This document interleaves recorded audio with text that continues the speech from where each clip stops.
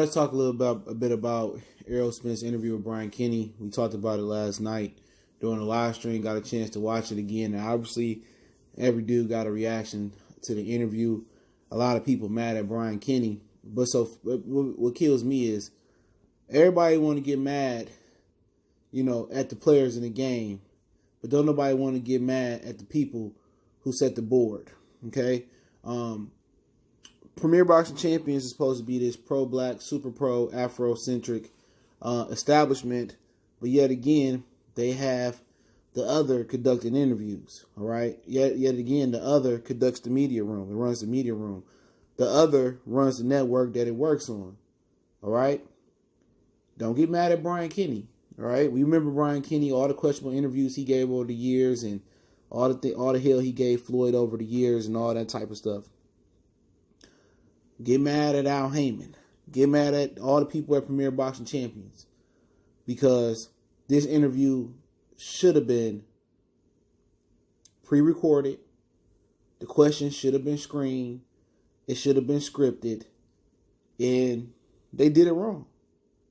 Don't blame Fox. Don't blame Brian Kenny. Blame Errol Spence and his TV series and management, Al Heyman and Premier Boxing Champions. Let's talk about it. We back. Goodfellas Sports TV. Make sure you hit that subscribe button, bell icon button, share the video. At the end of the day, watching the interview again, he asked him, did he remember anything from the car accident? And Errol said, well, his lawyer can't say that. Told him he ain't supposed to talk about this case. It's still pending.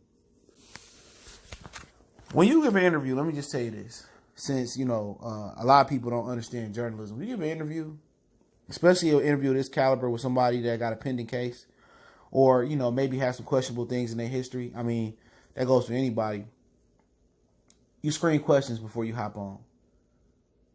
You say, all right, as a journalist, you ask, or if you got some things you don't want to talk about, like you see when people go on Vlad TV, he asks all these incriminating questions. Hey, look, I don't want to talk about this, that, and the third.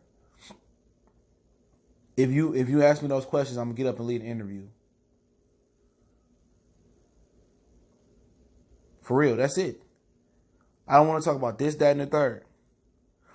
Brian Kenny, Fox, hey, this is the questions we want to ask. Anything you feel uncomfortable with answering, that's how it's done. Once again, like I said last night, Premier Boxing Champions is run like a mom and pop shop. That's what it's run like. It's run with no Fortune 500 principles. No Fortune 500 principle. Not a multi-million-dollar principal company. It's run off the humbug. It's basically nothing is pre-planned. They fights 4 to 6 weeks, 8 weeks out. They talking about pay-per-views and wonder why ticket sales down. They wonder why, pay-per-view are down. They got to lie about the pay-per-view numbers they're giving. You think 8 weeks is enough time to get people to prepare for a big fight? Once Floyd Mayweather said it takes 6 months to build a pay-per-view. But I don't fault Brian Kenny. Who empowered Brian Kenny with that job? Who made sure Marcos Villegas got the scoring job? Who made sure, Lennox Lewis and Goosen and Brian Kenny, all those dudes in position?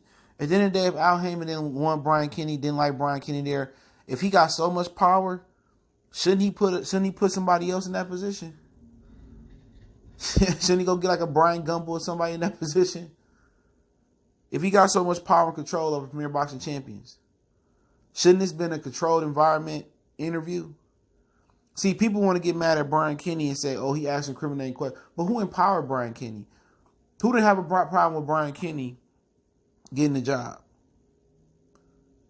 You know what I'm saying? Who responsible for people crying about not getting credentials? See, look here. If I'm not wanted somewhere, let me put this out here. If I'm not wanted somewhere, I'm not going. I'm not spending the money. I'm not spending my money with an establishment that don't want me there. You heard me? I'm not doing it. If they diss me and somebody pimp slap me, somebody punch me, and then again, they taking, and they showing the favoritism to the other, and no matter what the other say, they get the credentials. They can come in and out. They can call Al Heyman Black Hitler. They can call him the N-word with the E or A at the end of it.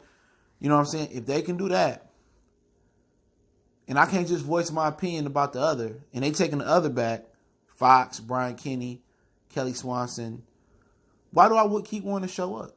Why do I keep wanting to support them? Why do I want to finance my own money to support them? You know what I'm saying? Why are you trying to support a non-pro-black establishment? And we established it's not pro-black. Depending on how you're looking at it. To prove what point? You want to prove to keep throwing more money at them and feeding them to what? I'm not going to stop? Just a lame-o. You know?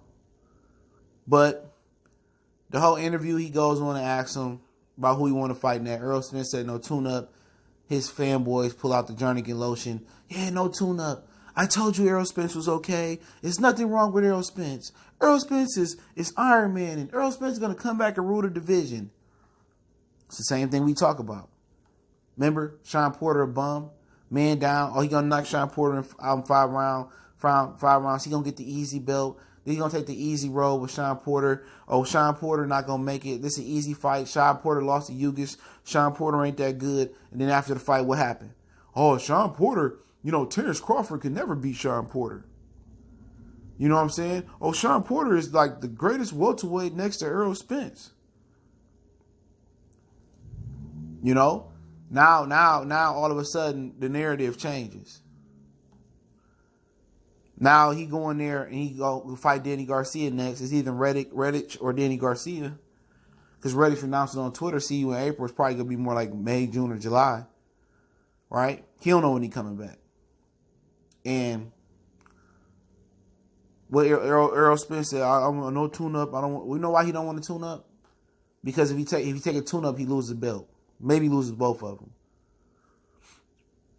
He fight Danny Garcia. And guess what? He go out there and lose. Oh, Errol Spence wasn't ready. He came back too soon. Oh, it was a dumb decision. But no, not right now. Right now, his fanboys are saying it's the best decision for him. Oh, I told y'all he'd be back. He's Superman. He back stronger now. Anybody look at that man last night in that interview? The weight he put on. The way he was talking. The scars on his face. You telling me this is a dude that's going to be ready in what? January, February, March, April, May, in 6 months? And then you got to factor in the training. So what? He gonna have to start training in February, March, depending on when he come back. To prove what? I just want to keep my belts. But you know what it is? They don't want the belts falling into the wrong hands. That's what it boiled down to. He don't want the belts to fall into the wrong hands. He don't want Bud to get that belt from the top ranked guy. They don't want those belts to go into the wrong hand. But hey, do what he must. But I'm not accepting any excuses if Danny Garcia knock his teeth out. Or if you come back too early and got to retire in the fight. No excuses accepted. There's no back reneging what you're saying. There's no reneging.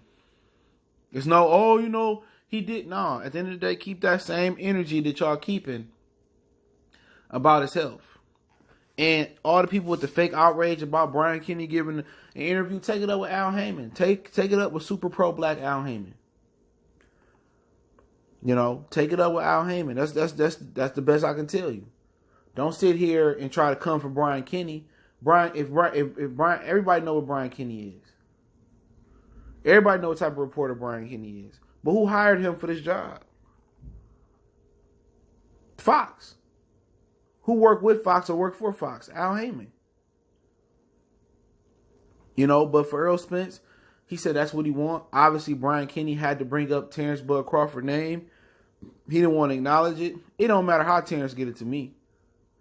If he want to fight Crawford next and Crawford beat him, and people say, oh, if Errol didn't get into a car accident, it wasn't no freak accident where, he was driving the car and, it was just a mistake. Somebody ran a stop sign.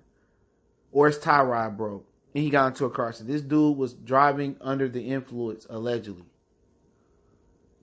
This was his own fault. people want to feel sorry for somebody that brought it upon themselves. I don't feel sorry. We all make mistakes, though. But anybody that get behind that wheel and drink and drive, they got the money to call an Uber. They got the crew that can drive them home. Anybody that's that reckless, and he ain't 20, 21, 18, 17, 16 years old. This is a 30-year-old man next month that still don't know how to make the decisions not to drink and drive.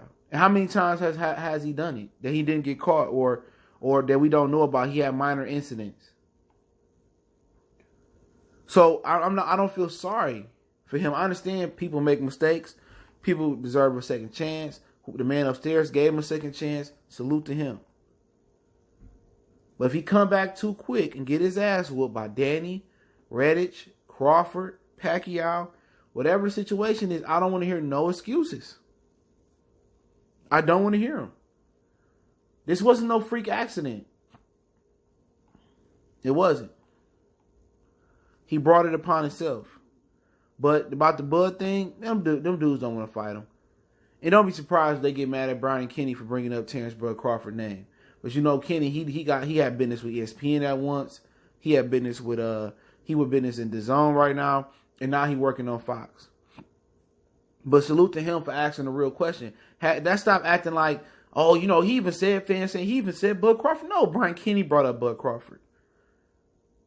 Errol Spence is still hell-bent on Manny Pacquiao. He's still hell-bent on Danny Garcia fight. He didn't come out there and say, I want to fight Bud Crawford. He know what time it is. See, he say Bud Crawford name for the overplay, for the underplay. Let me tell you, he say his name, you know, so people say, oh, at least he's saying his name. At least he's saying his name. At least he's saying his name. See, he want to fight Bud. See, he's saying the name so the heat can be off him. See, he the only PBC fighter saying his name. You know what I'm saying? He the only PBC fighter saying his name. See, he do that for the underplay. He don't want to fight that man, I'm telling you. They want to age him out. I already got it from the head honchos at the top of PBC. Top Rank say the same thing. They want to age the brother out. You know? So let's stop acting like he willingly came out there and said, oh yeah, I definitely want to fight Crawford next. He don't want to make that fight next. And then you got people saying that Bob Arum prematurely forced this interview by saying he don't know if Errol Spence gonna fight in 2020 or with the, and everybody got those same reports behind the scene. At the end of the day, can't nobody force you to do nothing. He ain't have to show up to the fight. You ain't got to prove no point to us. At the end of the day, when it's time to fight, whenever it is, April, May, June, you come back and fight. Hey, we see what the moment of truth is then. But it makes me no difference. Because if Danny Garcia beat him January 25th, he never got into the accident, it's going to be an excuse. Oh, Errol Spence was weight drained. If Crawford beat him in June or July or next September or the September after that in 2021 or 2022, oh, you know, if it wasn't for the car accident, if he fought him before that, oh, Errol Spence is weight drained. Remember after the Sean Porter fight, oh, he was weight drained and he got to be in better shape between fights or he all grew the weight. It's going to always be an excuse. Boxing fans will forever move the goalposts. Boxing fans will forever continue to change the narrative when it's convenient for them. First, when you fight a guy like Sean Porter, he a bum. He the easy belt. Oh, he going to stop him after the fight? Sean Porter, all that in a bag of chips with a pickle on the side. You know what I'm saying?